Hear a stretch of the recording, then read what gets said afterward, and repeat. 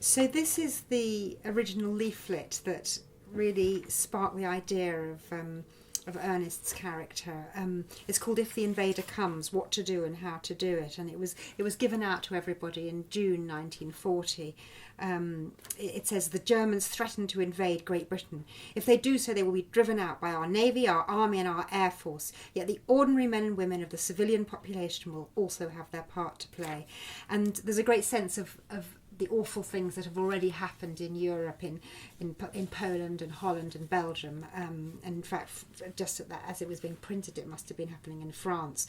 And so these are all the instructions about what to do if you see a parachutist, about hiding your maps, hiding your bicycles, about using your common sense, which of course Ernest finds very difficult because everybody's always telling him he hasn't got any common sense, and he can never remember instructions when he's given them. This is an actual real leaflet from the time. I've got some facsimiles here as well that have been produced. This is one from the Evening Standard of June the 6th.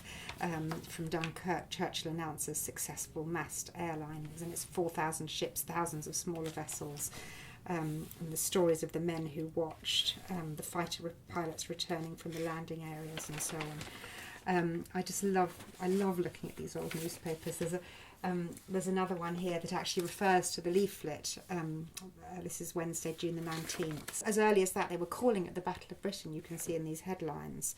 It tells you exactly when the blackout is at the top. So this is reporting that let us brace ourselves to our duty and so bear ourselves that if the British Commonwealth and Empire lasts for 1,000 years, men will still say this was their finest hour. And that was Churchill's famous speech, of course.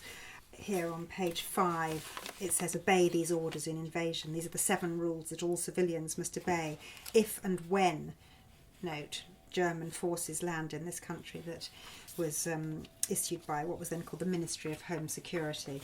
Oh, and here's a wonderful photograph of the trail of a dogfight. Twisting and turning during a dogfight over a Channel port, British fighter planes leave this pattern in the sky.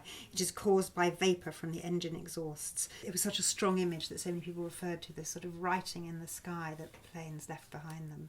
I get the impression that LMF, that stands for lack of moral fibre, wasn't exactly the RAF's finest hour.